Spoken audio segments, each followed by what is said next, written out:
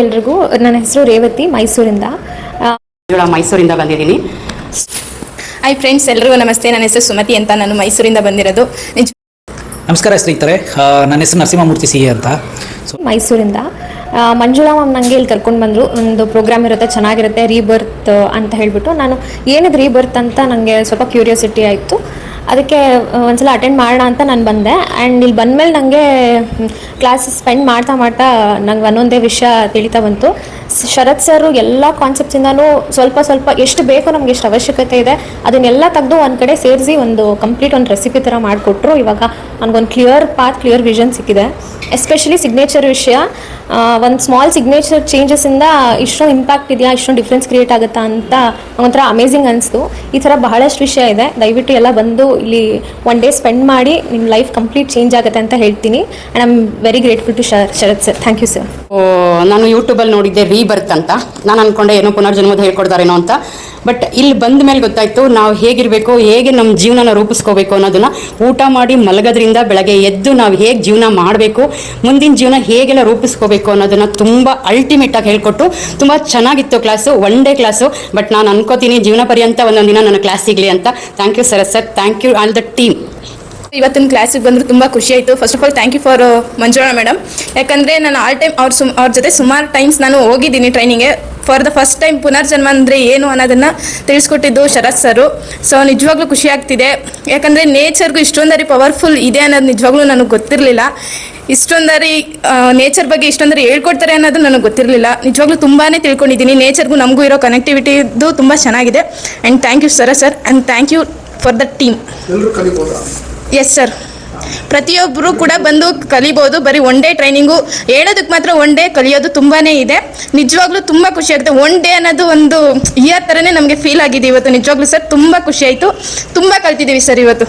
Thank you. ನಮಸ್ತೆ ಸ್ನೇಹಿತರೆ, ನನ್ನ ಹೆಸರು ನರಸಿಂಹಮೂರ್ತಿ ಸಿ ಅಂತ. ಸೊ ನಾನು ಬ್ಯಾಂಗ್ಳೂರಿಂದ.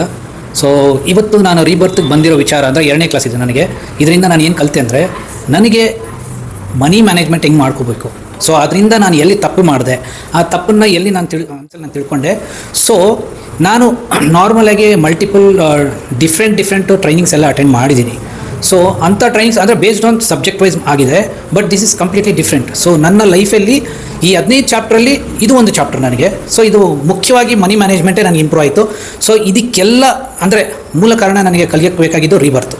ಸೊ ಆ ರೀಬರ್ತು ಇವಾಗ ನನಗೆ ದೊಡ್ಡ ರಿಯಲೈಸೇಷನ್ ಆಗಿ ನಾನು ಎಲ್ಲಿ ಎಡವಿದ್ದೆ ಅದನ್ನು ಕರೆಕ್ಟ್ ನಾನು ಮಾಡಿಕೊಂಡು ಇವಾಗ ಹೋಗ್ತಿದ್ದೀನಿ.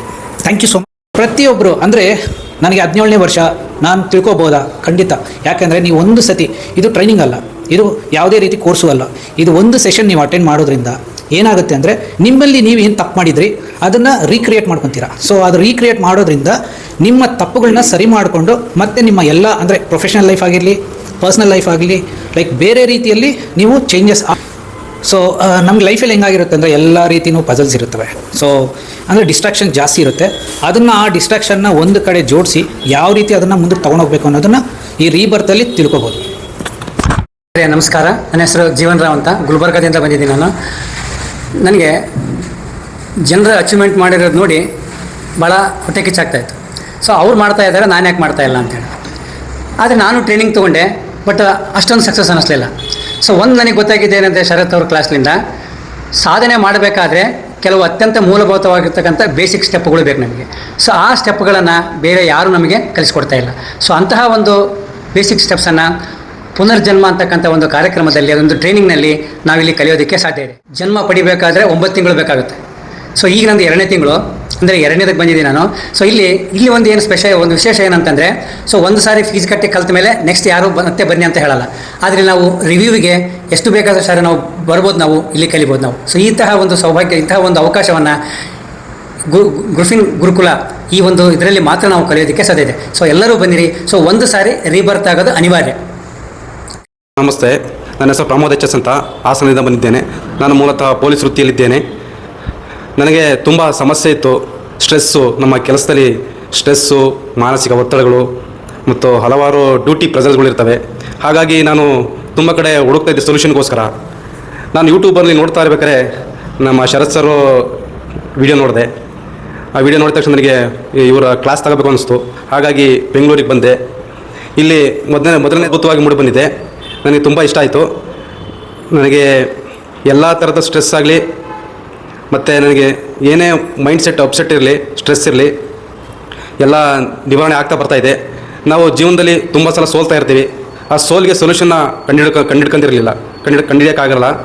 ಹಾಗಾಗಿ ಯೂನಿವರ್ಸ್ ಕನೆಕ್ಟ್ ಮೂಲಕ ನಾವು ಹೇಗೆ ನಮ್ಮ ಸೊಲ್ಯೂಷನ್ನ ಕಂಡುಹಿಡ್ಕೋಬೇಕು ಅನ್ನೋದನ್ನು ಶರತ್ ಸರ್ ಕ್ಲಾಸಿಂದ ನಾನು ತಿಳ್ಕೊಂಡಿದ್ದೀನಿ. ತುಂಬ ಅದ್ಭುತವಾಗಿದೆ.